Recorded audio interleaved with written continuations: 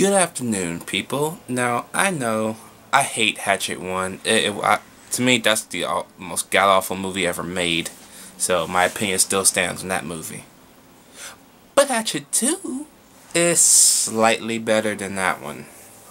Okay, so let's get into it. So, this one, Danielle Harris, the lone survivor from the first film, oh, she's so cute and hot, survives and goes back into town where she talks with Tony Todd to find out why everybody hates her father and the family's name so much. Tony Todd reveals that her father had something to do with Victor Crowley's supposed demise. Okay, so basically, whoever had anything to do with Victor Crowley's death was seemingly cursed until Victor Crowley came back to rid of all those who did him wrong, basically. Okay, and I like the little emphasis how they gave Victor Crowley's life and his father a little bit more backstory.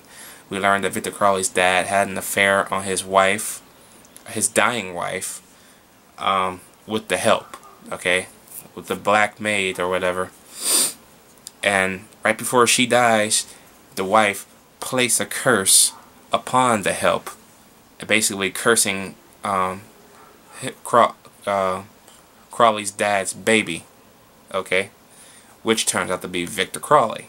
So yeah, that's why Victor Crowley is so fucked up. And then after his wife dies, of course, his father goes to the house of the people who basically killed Crowley, because he accidentally hit him with the hatchet, but he went to go try and seek revenge on the people who set the house on fire in the first place. But they never came out. The parents protected them. And so he basically died. So I love that emphasis on that story. Okay. A few of the negatives. Some of the acting is still terrible. Okay. The movie for the first 40 minutes is ridiculously boring. Yes, this film is a little bit boring. Okay, I nodded off a few times until the music rose up a little bit, and I'm like, okay, here we go.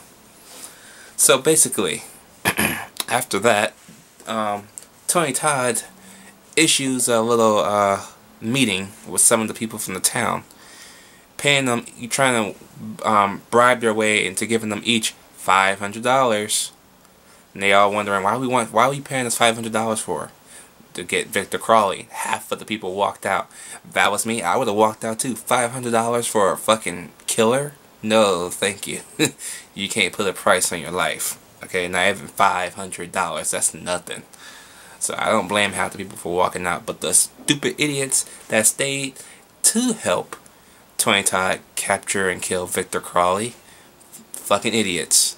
So once he got his little cattle for the slaughter, let the kill fest begin.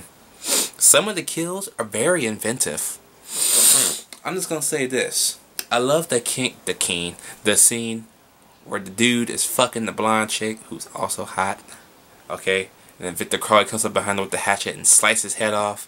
And it looks like the body's still jumping like he's coming or something. And the lady's like, come on! Backing her ass up on his dick like, come on! She turns around, his head is gone.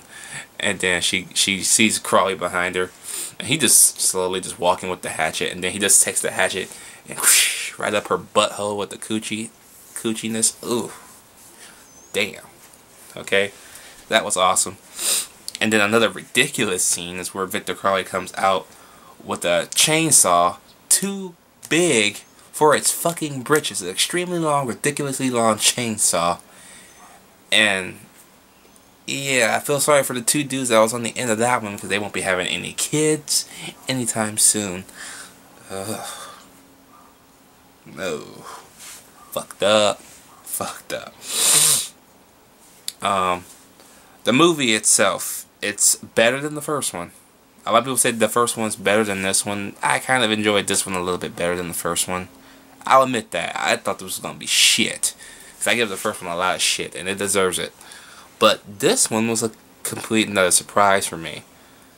So, with the bad acting, blood splatter like it ain't nobody's business. I mean, blood is flying everywhere. It's like they have a fucking big ass tanker truck just waiting to spill a bunch of blood every fucking where. I mean, blood is every fucking where. It's crazy. Okay? Oh, and you think the way Predator skins people in his movies is fucked up? Oh, the way he skins the dude in this movie, oh my god, that was fucked up. Awesome, but fucked up. Oh, and one more thing. A lot of people gets a little cringeworthy for the scene in American History X, the curb scene. You think that's some shit? He does something exactly similar to that, but you see the outcome. That puts the curb scene in that movie to shame. I swear. So, with that being in mind, Hatchet 2 gets a C. It was more enjoyable, but that first 40 minutes nearly put me to sleep. I'm serious. Until that little music went, zing, I was like, okay, he's coming. Let's get it going. Yeah, so surprisingly, I liked Hatchet 2. So let me know what you guys think about Hatchet 2 down below. Did y'all like this movie? Did y'all hate it? I know there's a third one out. I don't know about that one because this one ended so good. But we'll see when it eventually gets to Netflix. So yeah, I'm out.